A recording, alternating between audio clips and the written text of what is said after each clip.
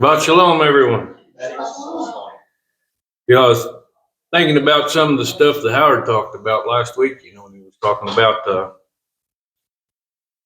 Jesuits and how they've worked themselves into control so much. And one way that they've really worked in that's really gone towards destroying this country is all the original first colleges were supposed to be biblical colleges, but they were run by Jesuits.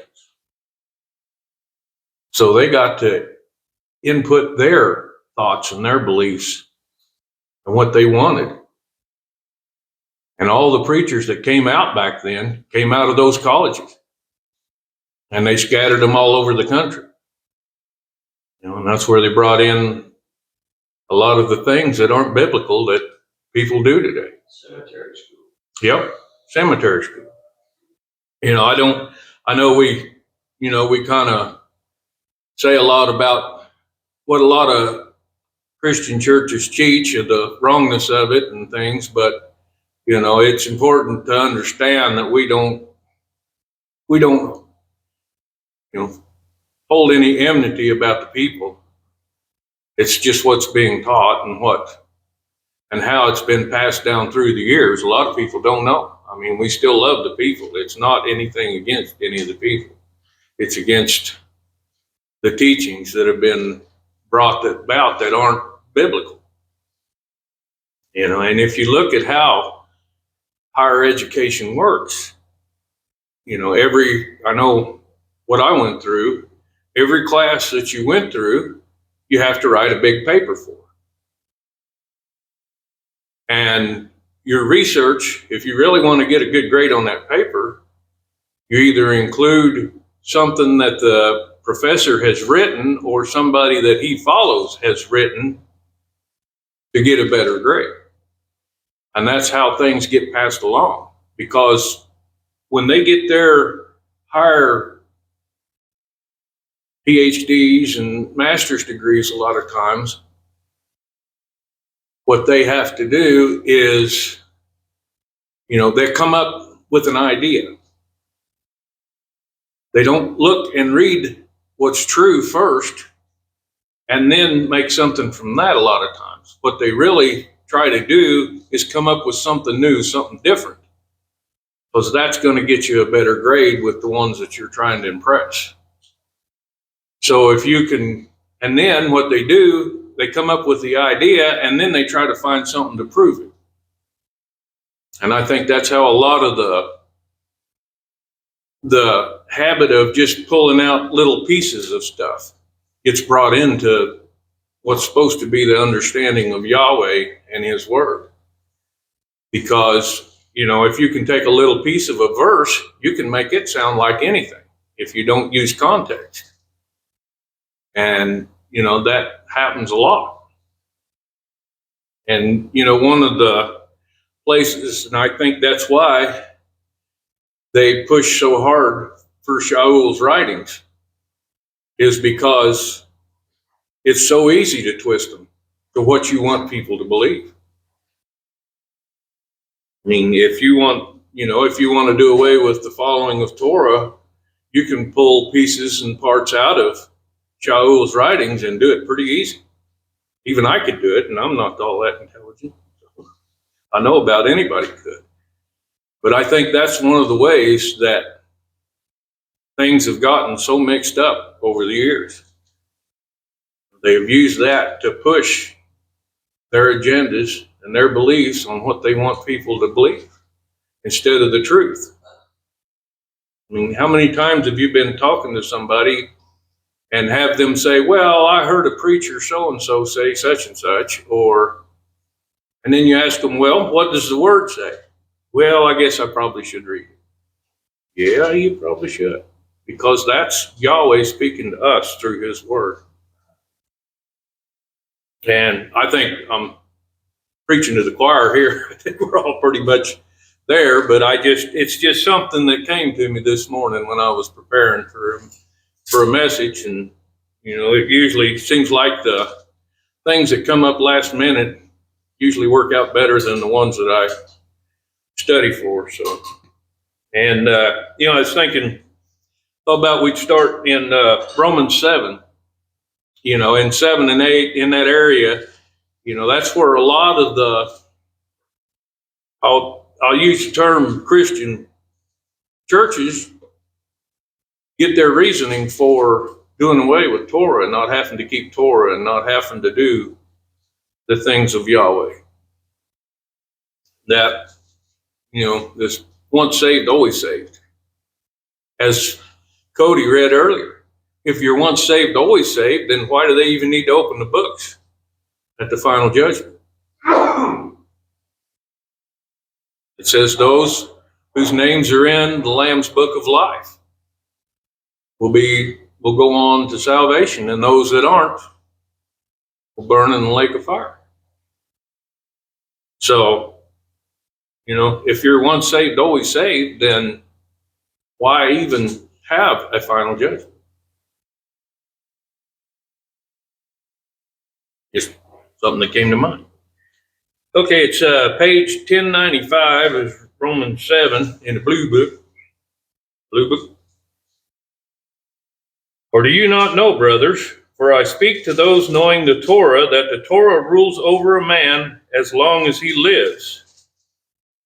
For the married woman has been bound by Torah to the living husband. But if the husband dies, she is released from the Torah concerning her husband. And right there. When you're immersed, you die to your old self. So if you wanted to take that and twist it a little bit, you could make it sound like, well, you've died to the Torah, so you no longer have to observe the Torah. And even that, if a husband passes and the wife remarries, is she not still held by the same rules regardless? They don't, just because she remarries, it doesn't change the rules of marriage or the laws of marriage. So why should it change the Torah? How of keeping the Torah or your requirement too. So then while her husband lives, she shall be called an adulteress if she becomes another man's, but if her husband dies, she is free from that part of the Torah, so that she is not an adulteress, having become another man's. So my brothers, you also were put to death to Torah through the body of Messiah, for you to become another's, the one who was raised from the dead, that we should bear fruit to Elohim. For when we were in the flesh, the passions of sins through the Torah were working in our members to bear fruit to death. But now we have been released from the Torah. There you go. We're released. If somebody wanted to make a case for not following Torah, you could pick down through here and find little pieces and little parts that would make you think that's the way it should be.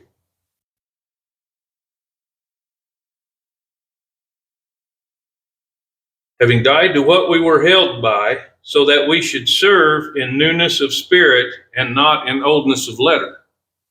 As it says, Torah shall be written on our hearts. When we're given that heart of flesh, when the heart of stone is taken away, and that heart of flesh comes in, we receive, that gives us the desire to keep Torah. And to serve in that newness of spirit. How much of a different being are we when we truly accept Yeshua and he comes into our lives? When we become the children of Yahweh, actual, true children of Yahweh. When we,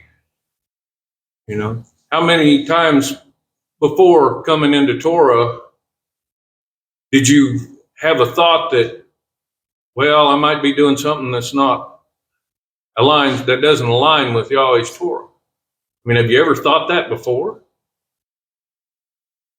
But now, I don't know if anybody else, but me, it's a constant thought. It's pretty much a constant thought in my mind. It doesn't mean I always listen to it. I try to, but, I'm not perfect by any means. I'm a failed human just like everyone else. But I have that desire in me to want to follow Torah, to want to care. I don't want to hurt my Father. I don't want to hurt my Master Yeshua. I want to do His will. And as I've said before, if through all of this, it all ended with just standing in front of Yeshua and hearing, "Well done," it would be worth it to me. It would be worth it. And I keep saying that, and I hope that's not where it ends, but according to what the scripture says, it doesn't. And of course I pray it doesn't, but I'm just saying that the importance of pleasing our Master and our Father. What then shall we say? Is the Torah sin? Let it not be.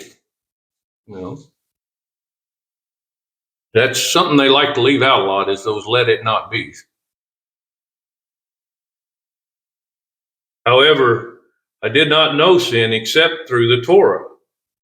For also the covetousness I knew not if the Torah had not said, "You shall not covet." I think Yahweh imparts in those that are His or that will become His somewhat of an understanding of righteousness and right and wrong. And because I'm just going by myself, but I know that I knew as a child it was wrong to covet somebody else's stuff. As a substitute teacher one time, I was working in a school in Camdenton, middle school. And of course, they always stuck me in the class with all the honor kids. They must have read my school history or something and decided to show me what I'd been. But anyways, there was, I had gotten up to do something, and there were some pens and stuff laying on the desk. Well, I seen this one young fella sneak up there and grab a pen. And told him, I said, "Well, remember where you got it. It needs to be put back when class is over." And I said, "You should ask before you take something that belongs to somebody else." "Oh, no," he said, "I don't have to." He said, "My parents told me that if something's laying there and nobody else is using it, just pick it up and take it." And just even the thought like that when I was young would have got me whooped for a week. Yeah. Well, could be. Could have been a Democrat, who knows? At least a liberal, anyway. But, but I think most of us, we pretty much have that are His are going to become His. I think we have a somewhat of a feeling of an understanding of right and wrong. And, and I think I wonder if that's not kind of what sets us apart in a way.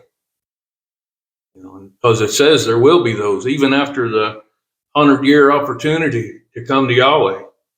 And then, or the 1,000 years, during the 1,000-year reign, that there will still be people that will turn to the adversary, and I think maybe that's part of it. There's some that are, they just cannot see right and wrong, or, it's a choice. It is a choice. And, and that's the biggest part of it. I think that's, we either choose Yahweh or we choose the world. We either choose to follow what we desire in worldly ways, or we choose to follow the desires of our Father, of Yahweh. And, those choices come all the time, every day. That's another thing that sets us apart, is the choices we make. Because there's nothing easy about this. It'd be much easier just to roll along with the world. I met with my family Thursday, and they, all they could talk about was getting Christmas trees up and going to do this and going to, and when we're going to get together and all this stuff. And And sure enough, somebody eventually, they always do, well, you're going to be there, aren't you? No. We've discussed this, and I've explained I'm not going to be there. I don't agree with it. It's not biblical. Well, we don't treat it as a religious thing. I said, really? Then why put the tree up? What's that? Why bow down before it to pick the presents up? If that's not, and I said, where else do you bow down before something? And yeah,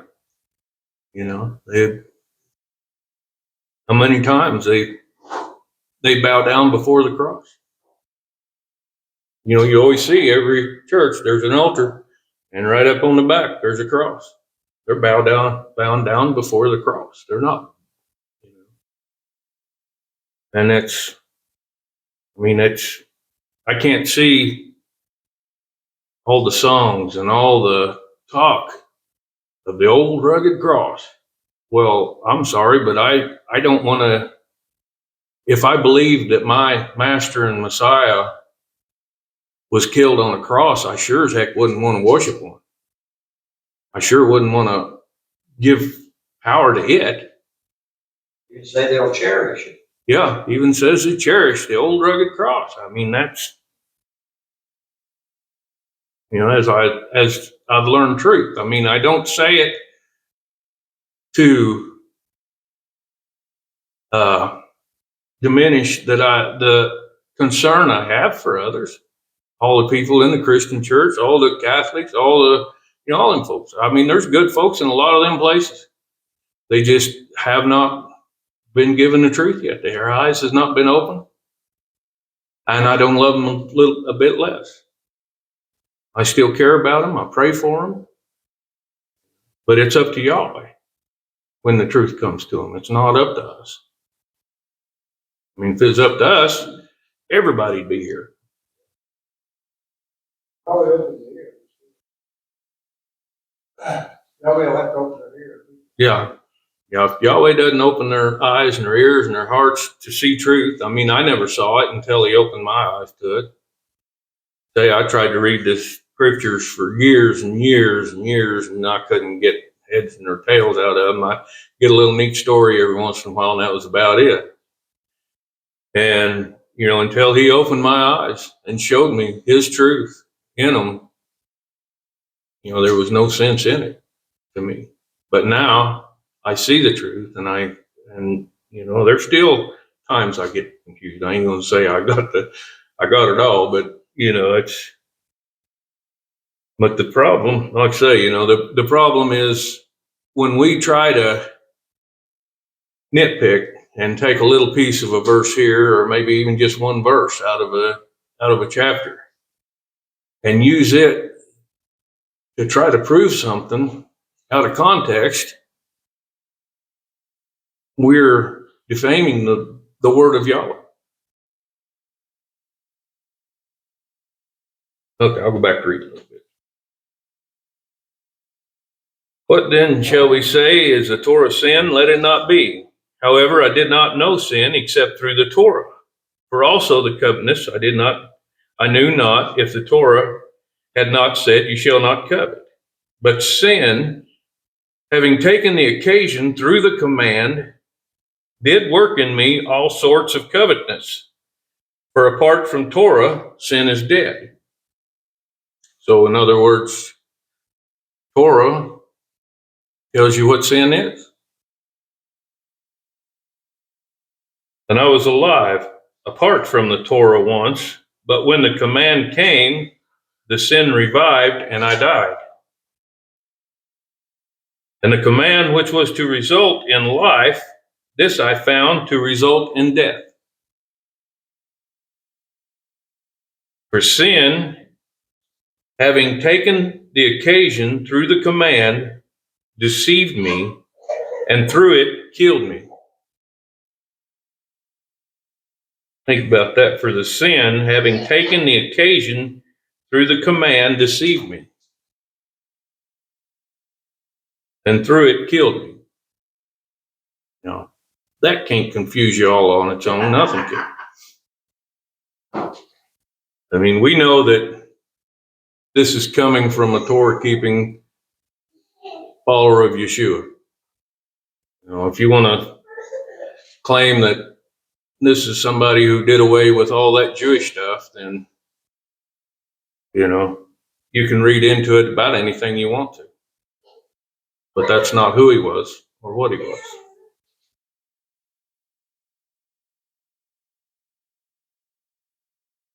So that the Torah truly is set apart, and the command set apart, and righteous and good. There's the important one. Therefore, has that which is good become death to me? Again, let it not be. But the sin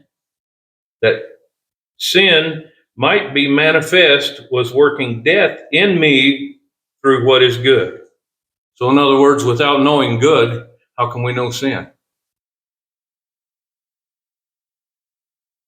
You know, if nothing sets apart, tells us what righteous is, then how do we know what sin is, what's unrighteous? And how do we know what sin is without the Torah? We don't.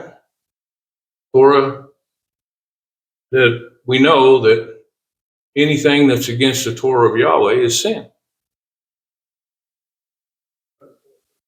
Yeah, because the Torah says so.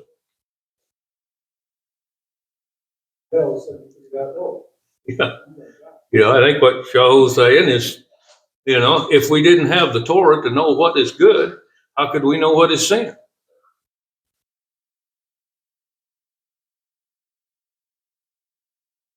Therefore, has that which is good become death to me? Let it, I'd already read that, sorry. Was working death in me through what is good. For we know that the Torah is spiritual, but I am fleshly, sold under sin. For what I work, I know not. For what I wish, that I do not practice. But what I hate, that I do. Now, if that doesn't perfectly describe the fleshly part of us, you know, we want nothing more than to follow Torah to the letter. But our flesh wants nothing more than to go against it. That's why it's important. So for one of the reasons it's important to stay in the Word and remain. Because the more we study, the more time we spend in the Word, the more time we spend on our knees praying to Yahweh, and the more time we spend concentrating on these things, the stronger the Spirit becomes, and the stronger the Spirit is, the easier it is to overwhelm the flesh.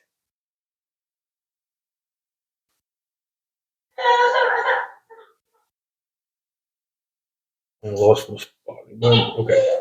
But if I do what I do not wish, I agree with the Torah that it is good. So if I do what I do not wish, which the flesh does not wish us to follow Torah, this is my understanding of it. I agree with the Torah that it is good. So if I don't do what the flesh wishes, I follow Torah, then I agree with the Torah that it is good. Yeah, acknowledging that the flesh is against it, but the Spirit is for it, so it is good. And now it is no longer I that work it, but the sin dwelling in me. So that's what works the flesh, is the sin dwelling in you. For I know that in me, that is in my flesh, dwells no good. For the wish is present with me, but to work the good I do not find. For the good that I wish to do, I do not do, but the evil that I do not wish to do, this I practice. You know, and I think this is all trying to bring out the difference between the spirit and the flesh. spiritually minded. Yeah, the spiritually minded, you know, I mean, it's the more we turn ourselves over to the Spirit, the less power our flesh has over us. So keeping Torah is one way that we strengthen the Spirit. And if I do that which I do not wish, it is no longer I who work it, but the sin dwelling in me. I find therefore this law, that when I wish to do the good, that the evil is present within me. For I delight in the Torah of Elohim, according to the inward man. But I see another Torah in my members, battling against the Torah of my mind, and bringing me into captivity to the Torah of sin, which is in my members. Wretched man I am, who shall deliver me from this body of death? Thanks to Elohim, through Yeshua Messiah, our Master. So then, with the mind, I myself truly serve the Torah of Elohim, but with the flesh, the Torah of sin. Hey, if you think about it, it seems like everything that's against Torah is entertaining in some way. That's because that's what our flesh desires, is that. And that's in us. You know, it says we're all born into sin. But like I say, the stronger that the Spirit is within us, the more power we have over the flesh. Did you have something you want to say, David? No. Oh, I'm sorry. Did you clear it? Okay. I thought maybe you had something chime in there to help me a little bit. Well, it's a twisting. Yeah, it is. And like I say, Paul is, But I think that, the real key that I find is that find two people. You find those that know the law, understand it's bad, and recognize if they make mistakes, they recognize they're always good, they're bad, they're always under the opinion that they are the ones that are wrong. And those in the world that say they deny the law and they don't agree Yeah. with anything they're doing. mm-hmm. So therefore they have no desire to change, nor do they feel that they are in any way wrong. Yeah.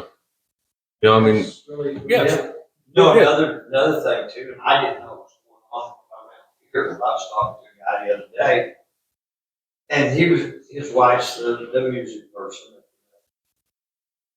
And he was talking about the gay couples that come there, and I said, what? And he said, yeah, he said, we have married women, married men. I said, do they not read the Bible up there? You know, but I mean, that's here in Elton. You know, I would be with, you know. Mm-hmm. Yeah. Did you have something you wanted to add? Yes, I was just going to say, passage is. Yeah, it is. Just take it for it. However confusing it is, it's very important, because there are periods of time here in all of our lives when we, Yes. because we just think we're just not good enough. We're just not getting it. So then we can enter into this. Yes. And I wish he would have added right here. Added something about Yeshua's blood. You know, should have been right here at that very. Mm-hmm. Yeah. Not that I want But it's, We were. he just said verse 25. Yeah. He said, who's able to deliver me from this body of death? I think Ellie think us Messiah. When you go to 1 Corinthians 15:53, what does it say? Instruction puts on him.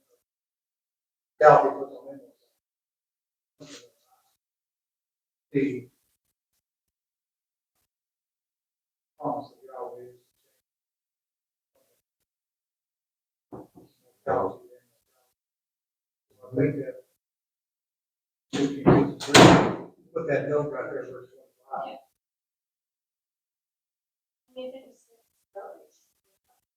Yeah. It's It's easy to do. I mean, we get, especially, I think that's one of the things that adversary really puts against us when after we're first baptized into the names and everything and first receiving it, that, there's no possible way that I'm good enough for this. Well, guess what? That's right. But we don't have to be by ourselves because Yeshua paid the price. It's through his blood that makes us good enough. There's no thing. That's where I think they get mixed up. They want to talk about, it's not about works, it's about grace. But the way they talk about grace is it doesn't, it's a gift that you can't earn. True. It's something that we can't do enough to earn. That's true. But it's something that we can do enough to lose. You can lose a gift. You can't earn a gift, but you can lose a gift. If you earn it, then it's wages. But you can sure lose a gift. I've done that before, that's what. But, and that's, it's so, it just kind of works on me that, I know there's so many good people in all the other churches and stuff, and there's a lot, and they love each other. They love the Father, though they may not know the names yet. And I pray that when it comes down to it, that they have no problem accepting truth, I mean, I love them. I get up and I say these things because, I love them. And I know some of them may see this on somewhere and may hear it, but, I'm not saying that because I'm afraid of them, but or anything, but it's because that Yahweh has given me a concern for everybody. I mean, I love my family here, of course, and I have a love for everyone. Every single one. And I have a concern, and I only wish the best for all. I think also it kind of comes to part like this holiday, you're with them, and you see or you have some discussion. You clearly see the division. Yeah. The truth, the lack of there. It is concerning. It is. It is. But there again, I think we live in a time though where you talk truth to people. They don't want to hear it. Yeah. They do not. They do not want to hear it, and then, Yeah. but they don't want to hear it. So then I feel like, well, I'm going to continue praying. Right here, we've talked about it. Yeah. And if you still choose to not believe, that's on them. Yeah. And, not for that to sound harsh, but it's almost like that salt thing, It's like Yeshua. You can't beg someone to understand it, but Yahweh has to put that in. And it's a lot of it's about timing too. I think Yahweh knows the right time to open their eyes. And some never have that right time. And they pass in there, and I think that's why there's the second judgment. I've talked to them like that, and they will agree with what you say and everything else, and turn away, and it didn't mean nothing. And You think it doesn't, and we all have a tendency to think that it doesn't. They didn't listen, they didn't hear, because you're not seeing it. Yeah. We go back to parable. You sow the seed. That doesn't mean you're going to get seed. Right. Yeah. But No. your job is to sow the seed. Yeah. But in the book of Revelation it says the number he couldn't measure. He couldn't even measure it. Who were they? Mm-hmm. Who were they? Yeah. Those who washed the robes, the blood of the Lamb, and the great tribulation. Yep. So I'd say keep focused on that. Keep planting seed. Yeah. He's for. I've gotten to where, to the point now with family, if nobody asks me, I just won't say anything. You know, I figure Yahweh will open the time. You know, if the time's right, if he wants me to say something, he'll give the opportunity. Scripture says, it says, You know. they ask you for the hope that's within you, you will have. Yeah, yeah. So, But if they don't ask, I just kind of, I may shake my head or whatever, Do but they ever I, ask you to say the blessing or anything? Yeah, We yeah. do. yeah, and I, And you do use the yeah, name. use names and everything. Yeah, you bet. You know, when mom was, right before mom passed, I told them, I said, come on, we need to all pray together. And yeah, they all jumped up, grabbed hands, and I said a prayer, and yeah, they all, and then none of them have any complaints at all, but and I used the names and I used which they don't really say anything against me for using the names. I don't think I don't know what they think, and that's between them and Yahweh, I guess. But, I just plant the seed when the opportunity arises. I mean, if we condemn them for their beliefs, then they're not going to listen to us when the time comes. I know that it's still Yahweh has to open their eyes and open their ears, and they have to have that desire. And then once that happens, it's still up to them to make the choice. But yeah, we'll go on here to chapter 8. There is then no condemnation to those who are in Messiah Yeshua. Well, looky there. You can do anything you want to, as long as you believe. But that's as far as they take it. But then when we read on, who do not walk according to the flesh, but according to the Spirit. They always seem to leave that part out. For the Torah of the Spirit of the life in Messiah Yeshua has set me free from the Torah of sin and death. For the Torah being powerless in that it was weak through the flesh, Elohim having sent his own Son in the likeness of flesh of sin, and concerning sin, condemned sin in the flesh, so that the righteousness of the Torah should be completed in us who do not walk according to the flesh, but according to the Spirit. For those who live according to the flesh set their minds on the matters of the flesh, but those who live according to the Spirit, the matters of the Spirit. Now, if they wanted to base something on something, now there's a verse to base something on. We're such a material world today that everything, you see people that just, no matter how much they got, they want more. Yeah, there's never enough. And if you live, I found out, especially in the last 10 years, it doesn't matter what you have. The Spirit, you're richer than anybody else. You're more wealthy than all of them put together. Yeah. Isn't? Yeah. The way the world counts wealth Oh yeah. is wrong. Wealth, the true wealth, is the Father's wealth. I watched them. One of them would buy a computer. Every one of them had to try to buy another one. It's better. On a TV, everybody bought it. I mean, it doesn't matter. They just bought one. They turn around.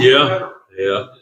Just try to outdo the next one. The next car. At least change their name.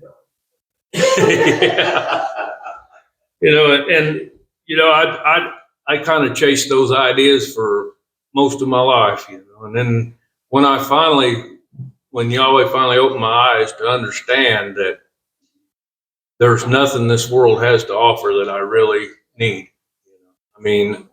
That's when he really, truly started blessing me with things that I wanted, I guess.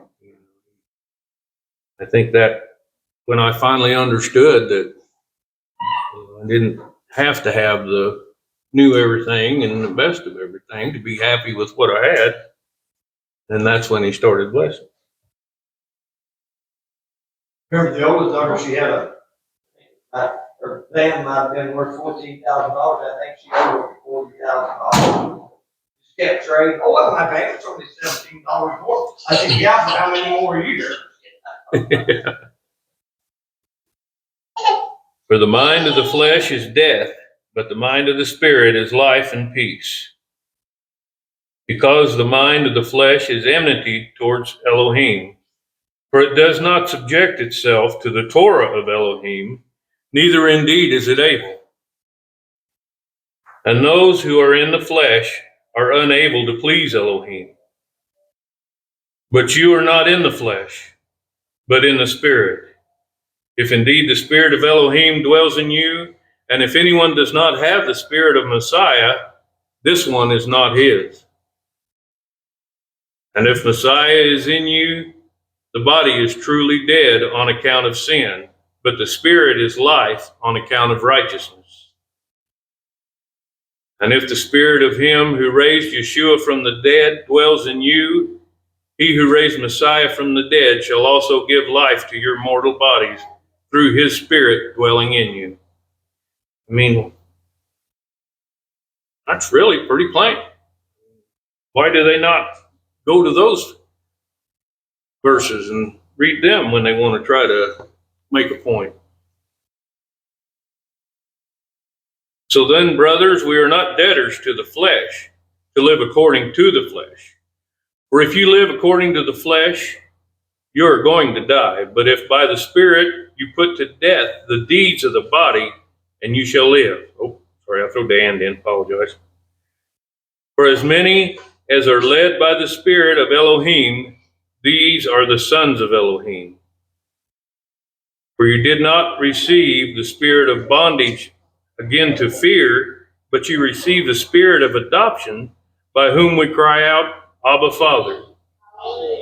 Hallelujah. The Spirit himself bears witness with our spirit that we are children of Elohim. And if children, also heirs, truly heirs of Elohim, and co-heirs with Messiah, if indeed we suffer with him, in order that we also be exalted together. For I reckon that the sufferings of this present time are not worth comparing with the esteem that is to be revealed in us. You know, just think of that. Anything that we go through while in this flesh is nothing compared to the wonders that Yahweh has waiting for us.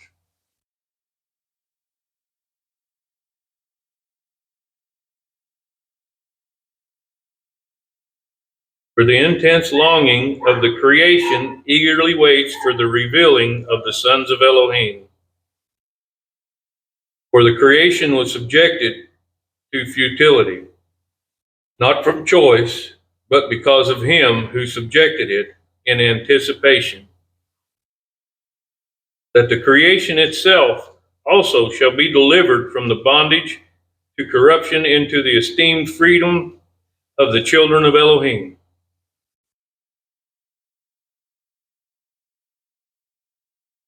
For we know that all the creation groans together and suffers the pains of childbirth together until now.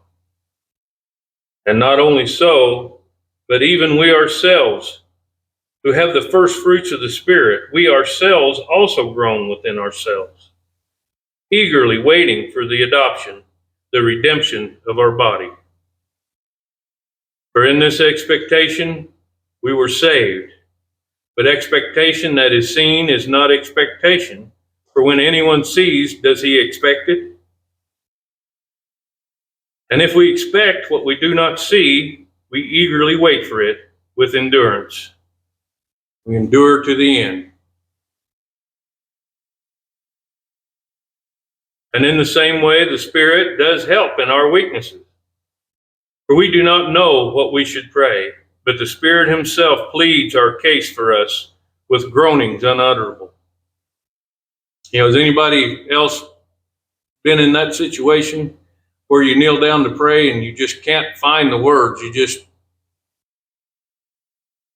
almost brings you to tears to try to, but the words just don't seem to come. But yet the peace comes. And he who searches the heart knows what the mind of the Spirit is, because he makes intercession for the set apart ones according to Elohim. And we know that all matters work together for good to those who love Elohim, to those who are called according to his purpose. So that means you got to listen to every preacher. Or that's what they want to use that little insert for. I mean, don't even listen to me without looking for yourself. I don't even listen to me without looking for myself. Because those whom he knew beforehand, he also ordained beforehand to be conformed to the likeness of his Son, for him to be the firstborn among many brothers. And whom he ordained beforehand, these he also called. And whom he called, these he also declared right. And whom he declared right, these he also esteemed. What then shall we say to this? If Elohim is for us, who is against us? Truly, he who did not spare his own Son, but delivered him up on behalf of us all, how shall he not, along with him, freely give us all else? Who shall bring any charge against Elohim's chosen ones? It is Elohim who is declaring right. Who is he who is condemning?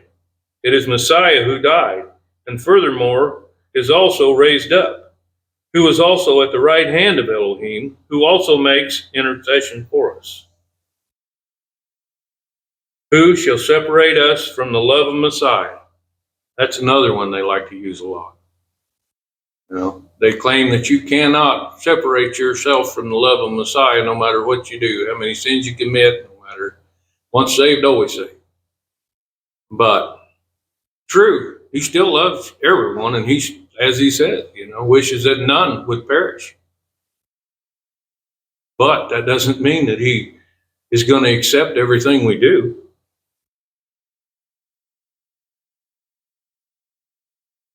Shall pressure or distress or persecution or scarcity of food or nakedness or danger or sword? As it has been written, for your sake we are killed all day long. We are reckoned as sheep of slaughter.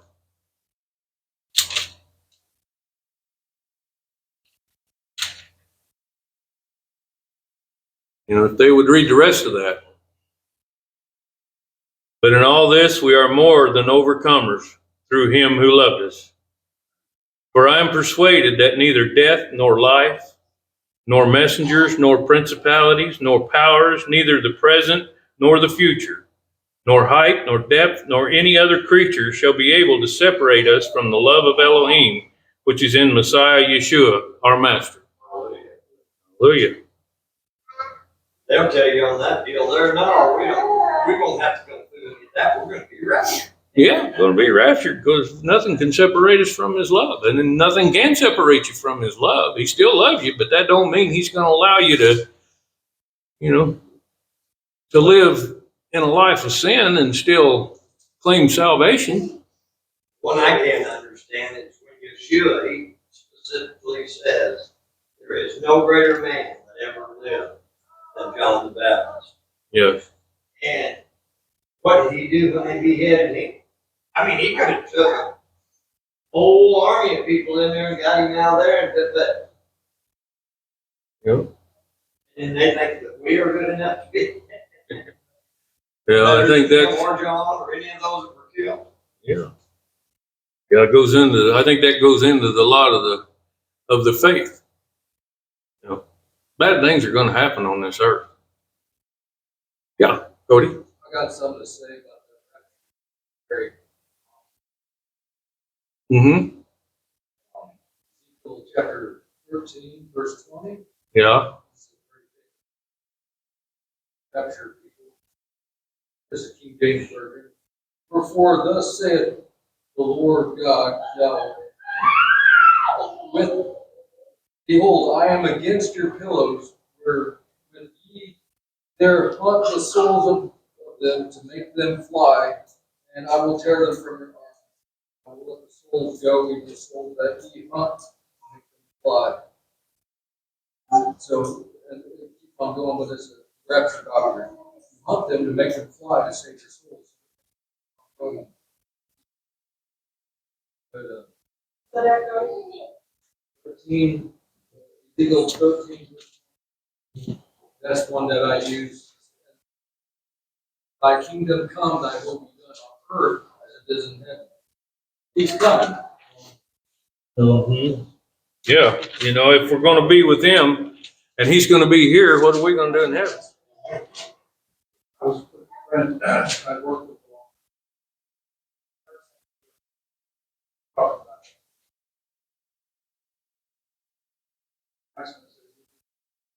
Master's prayer.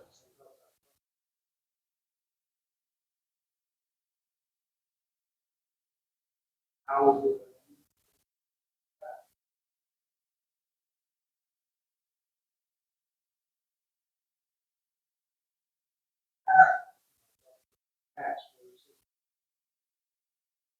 Say it.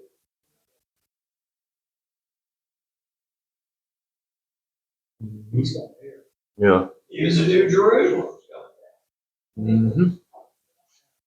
Yeah, I had somebody ask me one time, they said, well, of course we're going to be in heaven because he's going to destroy the earth. I said, well, yeah, but it also says he's going to destroy heaven too.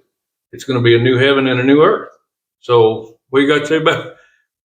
Well, I didn't read that part, you know, but It doesn't say he destroys it.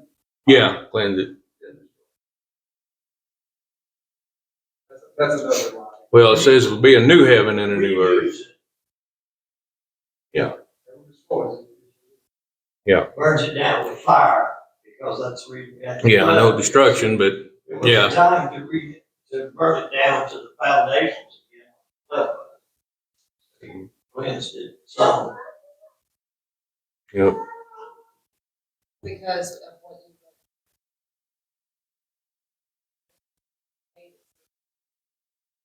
Fishing grounds. The earth is grown. Yeah. Is it, you know, we say that the earth cries out because the earth is shit. The Mhm. earth itself. Yeah. You know, Don't let the land rust. Cain and Abel, the blood, the earth cries out for the righteous blood.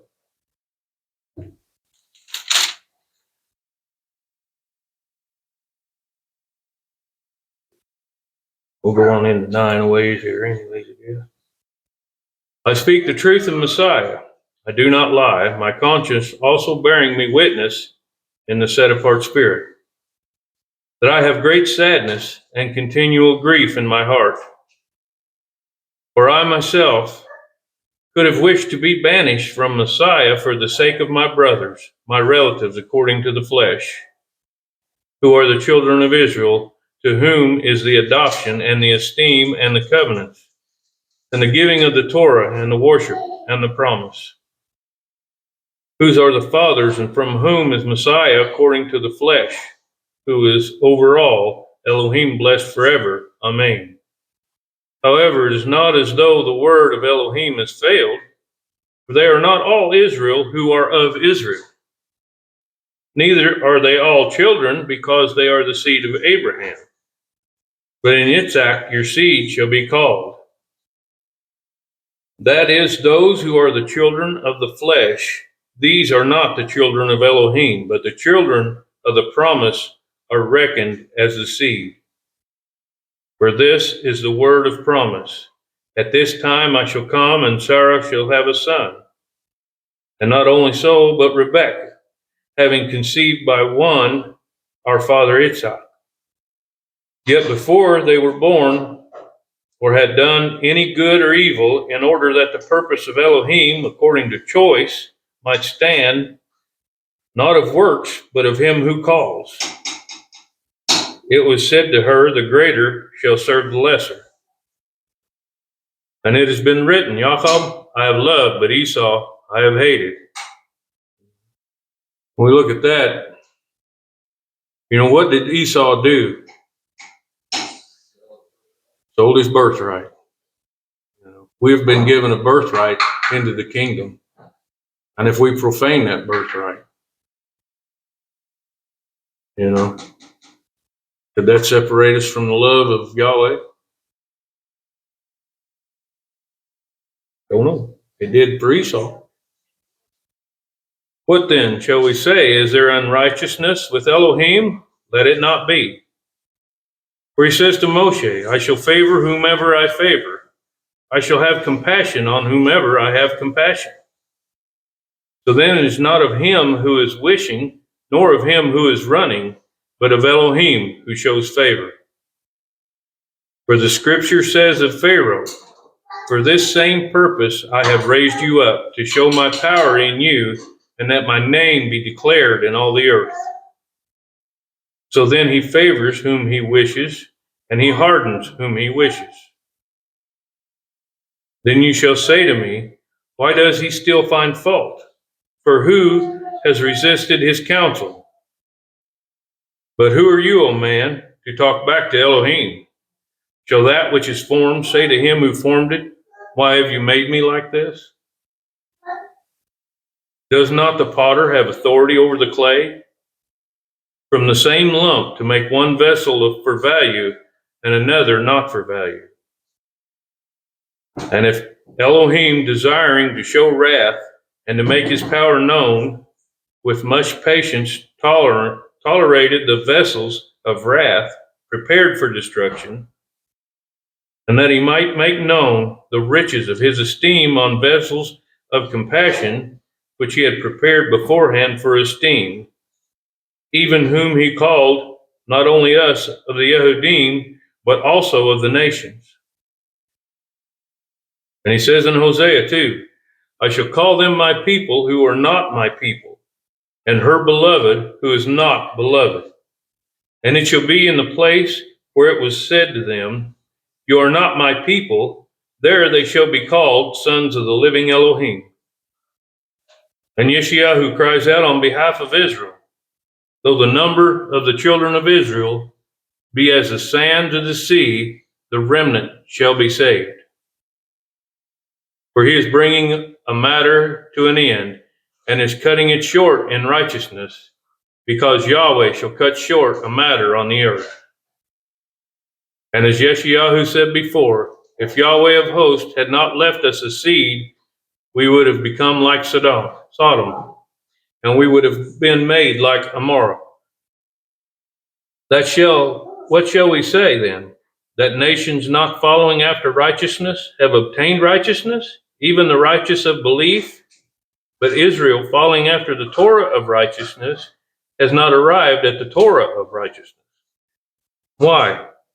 Because it was not of belief, but as by works of Torah, where they stumbled at the stone of stumbling. As it has been written, see, I lay in Zion a stone of stumbling and a rock that makes for falling, and everyone who is believing on him shall not be put to shame. So all we have to do is believe in him. That only belief.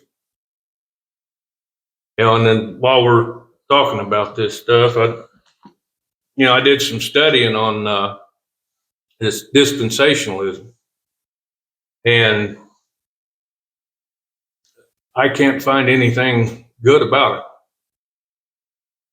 They claim that there are separate dispensations in the scriptures, that certain parts were meant for just for certain people. That a lot of them use this to claim that nothing until you get into Acts has anything to do with them, because they see themselves as Gentiles. But we know we're grafted in.